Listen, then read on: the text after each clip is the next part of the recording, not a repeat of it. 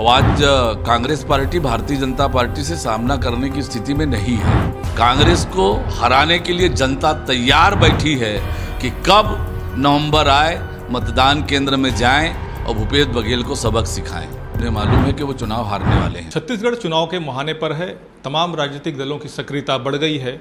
भाजपा का संघर्ष प्रदेश में सत्ता के लिए हो रहा है। ऐसे में चुनावी तैयारियां क्या कुछ चल रही हैं। हमारे साथ मौजूद हैं भाजपा प्रदेश अध्यक्ष अरुण साव जी। साव जी, क्योंकि अब समय कम बचा है और हम लगातार देख रहे हैं भाजपा का मैराथन दौड़ अगर कहें यहाँ पर सत्ता के लिए वो दिख रहा है, क्या कुछ तैयारियां आगामी हैं जिसको लेकर भाजपा कार्य कर रही है? भारतीय जनता पार्टी हर चुनाव को गंभीरता से लड़ती है। छत्तीसगढ़ में भी हम पूरी गंभीरता से और पूरी ताकत के साथ चुनाव की तैयारी में जुटे हुए हैं। भूपेश बघेल की सरकार ने पौने 5 सालों में राज्य की जो दुर्दशा की है, आज छत्तीसगढ़ का आम जन परेशान है, दुखी है, आक्रोशित है और छत्तीसगढ़ के लोगों ने ये मन बना रखा है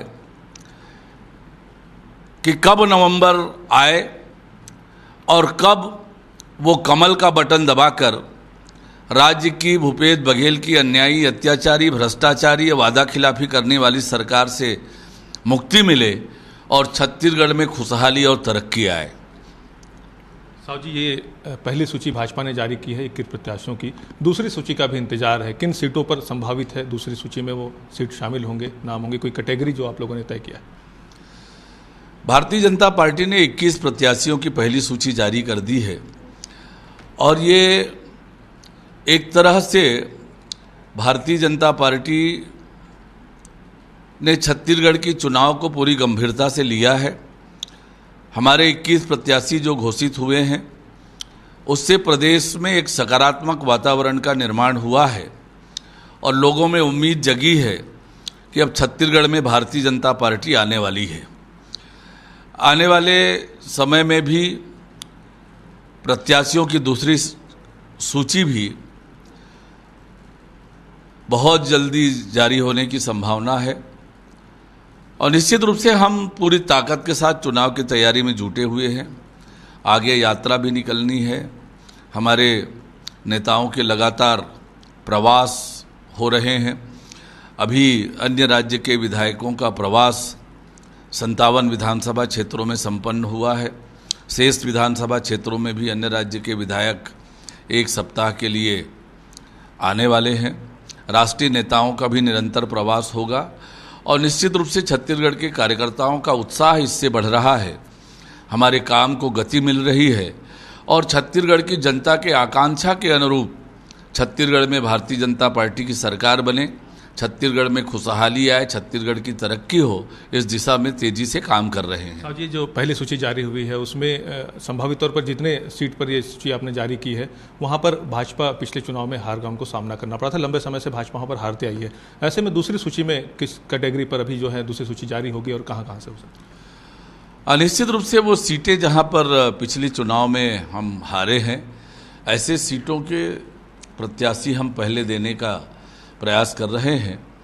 वैसे केंद्रीय चुनाव समिति प्रत्याशी तय करती है, फिर भी हमारी तैयारियां उसी दृष्टि से है और निश्चित रूप से प्रत्याशियों का समय पर घोषणा हो जाए ताकि प्रत्याशियों को चुनाव के लिए पर्याप्त समय मिले, लोगों के बीच जाने, लोगों के आशीर्वाद लेने का, जनसंपर्क करने का पर्याप्त समय मिले, इसके दृष्टि से हम लगातार काम कर रहे हैं। अच्छा, इस बार इसका भी ध्यान रखा जा रहा है कि जो भी प्रत्याशी आपके हों उनकी कोई आपराधिक पृष्ठभूमि ना हो और ख़ास तौर पर कहें तो चारित्रिक रूप से जिस तरह से आरोप एक पिछले चुनाव में भानु प्रतापपुर चुनाव में हुआ था, इसका भी क्या विशेष ध्यान रखा जा रहा है? देखिए, हर प्रकार से सोच विचार कर प्रत्याशी चयन करने का काम हो रहा है और निश्चित रूप से ऐसे प्रत्याशी भारतीय जनता पार्टी चुनाव में उतारेगी जिसे जनता का आशीर्वाद मिले, कार्यकर्ताओं का सहयोग मिले और वे प्रत्याशी चुनकर आएँ और छत्तीसगढ़ में एक अच्छी सरकार बनाएं। ऐसा ही हमारी तैयारी और प्रयास चल रहा है। टिकट को लेकर ही बात चल रही है तो कांग्रेस ने भी अपने टिकट को लेकर अभी ब्लॉक स्तर पर आवेदन मंगाए हैं। हालांकि कई जगहों से सिंगल नाम भी गए हैं, कई जगह शतक भी लगा है संभावित दावेदारों का। ऐसे में क्या लगता है कि ये जो टिकट की जो प्रक्रिया इन्होंने अपनाई है या फिर सब कुछ तय है पहले से, शीर्ष नेता जो हैं वही टिकट फाइनल करेंगे? देखिए, कांग्रेस के बारे में हम सबको पता है कि जहाँ कांग्रेस होती है वहाँ करप्शन होता है, जहाँ करप्शन होता है वहाँ क्राइम होता है, जहाँ क्राइम और करप्शन हो वहाँ डेवलपमेंट रुकता है। तो कांग्रेस क्राइम, करप्शन और डेवलपमेंट रोकने का पर्याय है, ये देश में सिद्ध हो चुका है। छत्तीसगढ़ में भी वही हुआ है। जब से राज्य में कांग्रेस की सरकार बनी है, घोटाले और भ्रष्टाचार चरम पर है, अपराध बढ़े हैं और विकास के काम पूरी तरह से ठप है। और निश्चित रूप से आज छत्तीसगढ़ की जनता को महसूस हो रहा है कि राज्य में कांग्रेस की सरकार बनाकर उनसे गलती हुई है और जो नारा कांग्रेस ने दिया उससे प्रभावित छत्तीसगढ़ की जनता हो गई है। वक्त है बदलाव का, पर वही जनता को आज कहना पड़ रहा है वक्त है पछताव का। लेकिन अब छत्तीसगढ़ की जनता ने मन बना लिया है राज्य से कांग्रेस सरकार की छुट्टी करने का। कांग्रेस के टिकट के पारदर्शिता को लेकर क्या कोई संशय लगता है भाजपा को, जिस तरह से उनकी जो प्रक्रिया है? देखिए, सब राजनीतिक दलों की अपनी प्रक्रिया होती है, पर मुझे लगता है कि जिस प्रकार से आज प्रदेश का वातावरण है, कांग्रेस के नेता अपनी राजनीति बचाने के लिए आवेदन कर रहे हैं।